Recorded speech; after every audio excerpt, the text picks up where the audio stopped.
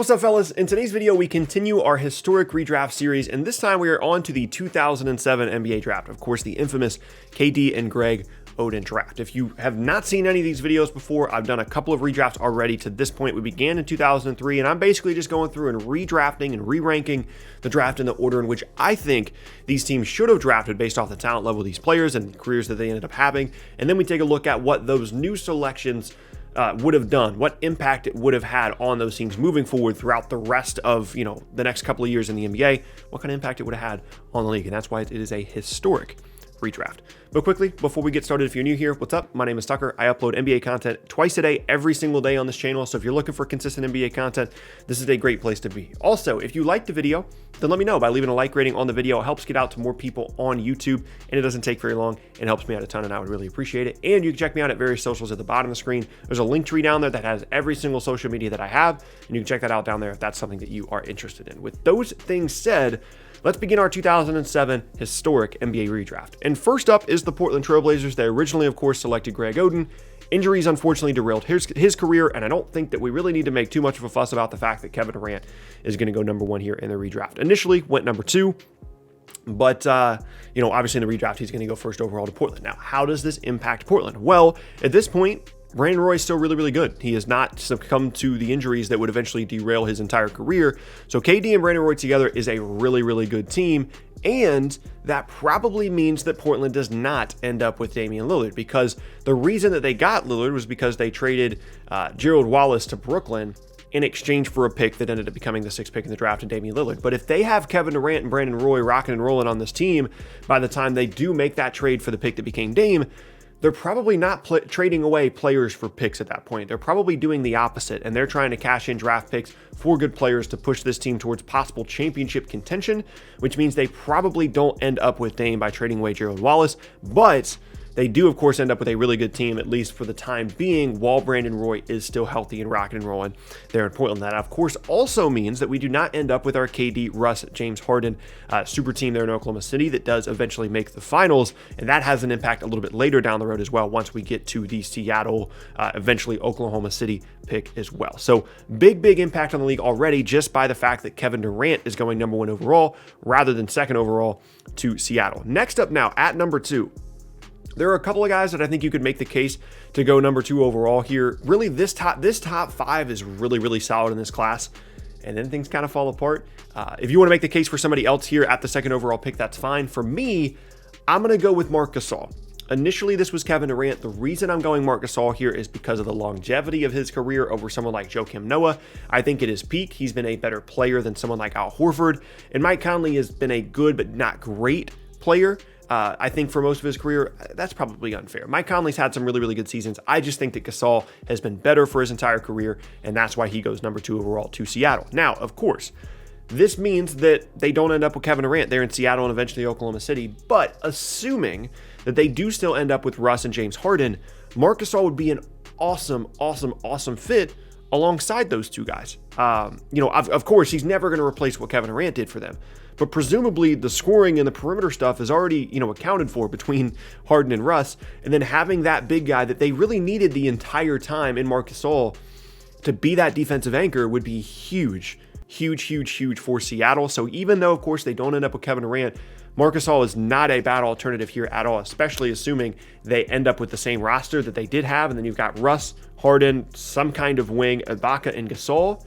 That's a really, really good and a really, really interesting team there in eventually Oklahoma City. Of course, the other impact of this as well is Marc Gasol does not end up with the 48th pick in the draft or something, ends up in LA and eventually ends up in Memphis via the Pau Gasol trade. And if you pay attention to what former Memphis executives say, they wouldn't have made the Pau Gasol trade if they didn't get back Marc Gasol because they knew that Marc Gasol was going to be good. I think that that's BS. But if you really want to go that far, maybe the Pau Gasol trade doesn't happen because Marc Gasol is not involved. I don't think that's necessarily the case. This is the only thing that saved that trade in the first place and made it look half decent, is that Marc Gasol ended up becoming good.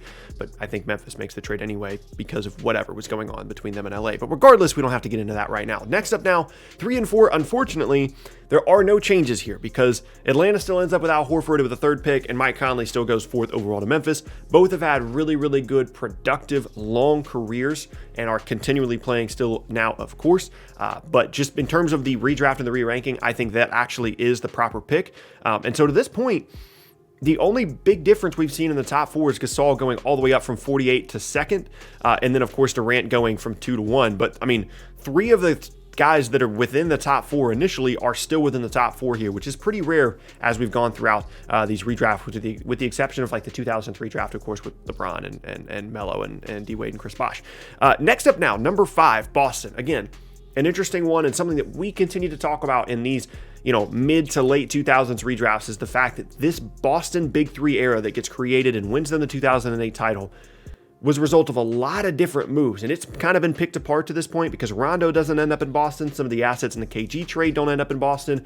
And here's another one, of course, because Boston has the 5th overall pick here. They flipped this essentially for Ray Allen. There's other assets involved, but essentially it's, eventually Jeff Green, who is the 5th pick in the draft, in exchange for Ray Allen. Jeff Green is not the 5th pick in this draft anymore because Joakim Noah is clearly far and away, when you compare him, especially at his peak, compared to everybody else that is left on the board here, is clearly the 5th best player in this class. And the problem with that is this Boston pick goes to Seattle in exchange for Ray Allen. And the issue is that Seattle just selected Marc Gasol. And with Joakim Noah clearly being the 5th best player here, what's the point of them making the move for Ray Allen in exchange for the 5th pick to get Joakim Noah, to play Joakim Noah and Marc Gasol together? That doesn't make any sense. So if you want to just say, oh, well, the trade happened, so you have to make the trade happen, then Seattle ends up with Joakim Noah and Marc Gasol in this draft, which doesn't make a ton of sense. Or you could say Seattle doesn't make the move specifically with Boston. Ray Allen never ends up in Boston, and Ray Allen ends up somewhere else, which would be a far more interesting, long-term impact because, of course, again, that Boston Big Three era never occurs. And as we talked about in the previous video, maybe LeBron ends up with an extra title, maybe Kobe ends up with an extra title. There are a lot of different domino effects there of things falling apart there in Boston with that Big Three era. Now, as we move on now to number 6, there is a significant drop-off. Everybody to this point has been a all-star to all-NBA caliber player in this top 5, and that is not the case now with the 6th overall pick. Number 6, Milwaukee is going to be selecting Thaddeus Young. Solid player. Originally, they went with E. Gian Leon, who did absolutely nothing in the league. Thaddeus Young's a nice player. He's not an all-star caliber guy, but he's decent, helps Milwaukee. And I'm going to be honest, the big impacts in this draft are with the changes in the top 5 here. So I'm going to go through these relatively quickly. Next up now at number 7, I'm going to give Minnesota Jeff Green. Fine player, had a 1 or 2 really good years in Boston. Unfortunately, was affected by some health issues for him. Never put together all the potential that a lot of people thought that he did have throughout his career, but a fine player. Next up now, Charlotte's going to end up with Wilson Chandler. 9, Chicago is going to end up with Marco Bellinelli. This was originally the Joakim Noah slot. So, of course, no Joakim Noah there for the Derrick Rose teams. They do get Bellinelli, who's a nice shooter.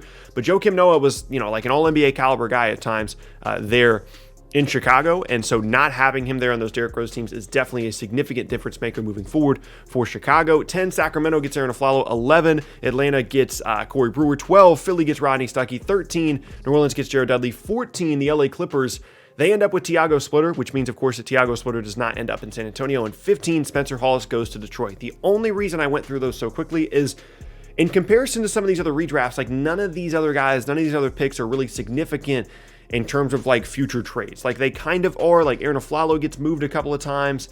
Not having Tiago Splitter in San Antonio is certainly important, but for the most part, the big impact from this historic redraft, as we only go to the top 15 picks here, are the fact that, one, it's very clear that the top 5 players in this draft were the only huge difference makers here, and that the fact that, of course, Durant ends up in Portland. We don't have our KD, Russ Harden stuff in Oklahoma City. Marc Gasol ends up in Oklahoma City and is actually a really nice fit there. Nothing happening at 3 and 4, and of course, the Big Three era in Boston continues to have holes poked in how all that happened by the fact that Jeff Green is not available, or is not the pick, at 5th overall. And I really don't know what happens with Joakim Noah here. Like, if you go back and look at it and you think, like, what are the teams that could have really used a big? I mean, Oklahoma City is that team, but they end up with Marc Gasol. So as you look around the league, like there are a handful of teams that I'm sure would be interested in going to get this 5th overall pick, or Boston makes the selection and then maybe they move, Noah somewhere else, or maybe he just becomes a really good player for Boston. But at this point, like if you go back and look at the previous redrafts, it's just so difficult to project what's happening with Boston because They don't end up with Al Jefferson, which means they probably don't end up with KG. They don't end up selecting Rondo because he goes much higher in that redraft of the draft that Rondo was in. And Paul Pierce is just kind of there at this point. Does Paul Pierce get traded before this? Does Paul Pierce go somewhere else, or do they select Noah? Noah becomes good, and it's Pierce and Noah, and they end up becoming a decent team, or Noah gets moved somewhere else? I don't know. It makes my head spin just to think about, but those are the big significant impacts of our 2007 historic NBA redraft. I hope you guys enjoyed today's video. If you did, you can check out more videos from me with the boxes on screen here, as well as sub to the channel and check out more videos from me. I upload twice a day, every day, as I said in the beginning. Also, you can leave a like rating on the video, let me know that you're enjoying it, and check out the socials at the bottom of the screen as well, and a link tree down in the description below. With all those things said, once again, my name is Tucker. Hope you guys have an awesome rest of your day, and I will see you all next time.